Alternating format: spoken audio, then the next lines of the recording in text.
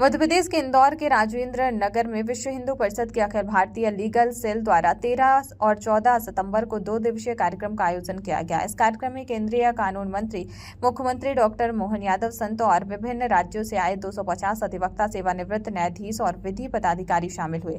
भोपाल मालवा प्रांत की इस बैठक में कानून से जुड़े महत्वपूर्ण मुद्दों पर चर्चा की गई और बेहतर कार्यप्रणाली पर विचार विमर्श हुआ। और विश्व हिंदू परिषद ने जब ये अभी अलग अलग विषय आए, मैं दोहराऊंगा तो नहीं, लेकिन ये निश्चित रूप से माननीय प्रधानमंत्री जी को धन्यवाद देना पड़ेगा। इंदौर की इसी हाई कोर्ट का एक फैसला साहबानो प्रकरण करके जब जाता है 40 साल पहले, और उस फैसले को सुप्रीम कोर्ट भी कहती कि हाँ ये सही है, लेकिन तथाकथित कांग्रेस के नेताओं ने तुष्टीकरण के कारण से कोर्ट की बात करते, न्यायालय की बात करते, संविधान की बात करते, लेकिन मुस्लिम बहन के अपने हक की लड़ाई को अन्याय के रूप में लागू करने का पाप किसी ने किया है तो कांग्रेस पार्टी और तत्कालीन प्रधानमंत्री राजीव गांधी के सिर माथे पे। और हमें इस बात का गर्व है, ये दौर तो वाकई 21 शताब्दी का दौर चल रहा है। एक एक करके कितने प्रकार से निर्णय आ रहे हैं। 40 साल पुराना वो कलंक भी धोने का काम अगर उसी पार्लियामेंट ने किया है, और उसी के साथ साथ वो हमारा भगवान श्री राम का धाम और वो सरयू का किनारा, कितनी बार हम सबको गालियां देते थे, क्या क्या नहीं बोलते थे। अरे ये राम के नाम पे दंगे कराएंगे, देश में ये हो जाएगा, वो हो जाएगा, वो सारा वितंडावाद को साफ करते हुए हमारी विश्व हिंदू परिषद की पवित्र भावना के बलबूते पर समूचे देश ने न केवल सुप्रीम कोर्ट के निर्णय को लागू किया, बल्कि धूमधाम से भगवान का गर्भगृह में प्रतिष्ठित हमने वो अवसर देखा। वो आनंद के लिए महाराज जी गवाह है। पूरा मंच इस मामले में मैं आपके माध्यम से समूची विश्व हिंदू परिषद और पूरे देश को और न्यायालय को धन्यवाद देना चाहूंगा।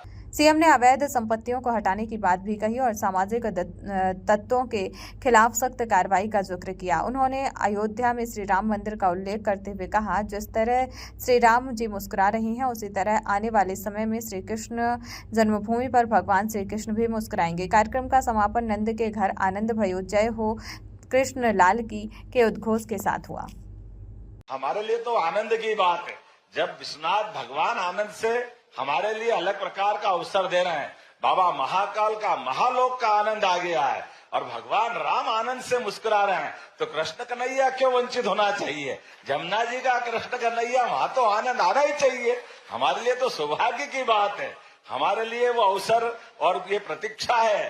निश्चित रूप से कानून सम्मत तरीके से हमारी आप सबकी आंखों के सामने कृष्ण कन्हैया भी मुस्कुराएंगे और मथुरा में आनंद छाएगा। नंद घर आनंद भयो जय कन्हैया।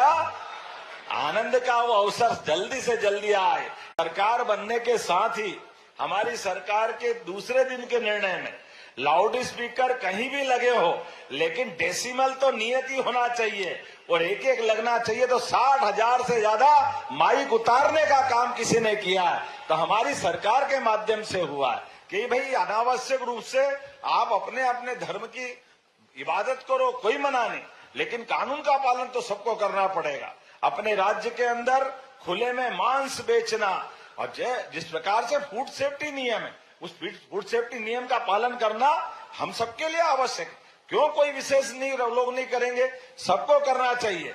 मैं माननीय अध्यक्ष जी बताना चाहूंगा, हमारे राज्य में समान रूप से इस कानून को लागू कराने के लिए सबसे तेज गति से कार्रवाई की है। और ये जो आपने कुछ शब्द बोले हैं, लव जिहाद और क्या क्या है, इसी राज्य के अंदर यहाँ मछली मगर सबके ठिकाने लगाए गए अपनी सरकार के माध्यम से। बड़ी बड़ी हवेलियों के बड़े बड़े लोगों के लिए कानून सबके लिए बराबर है।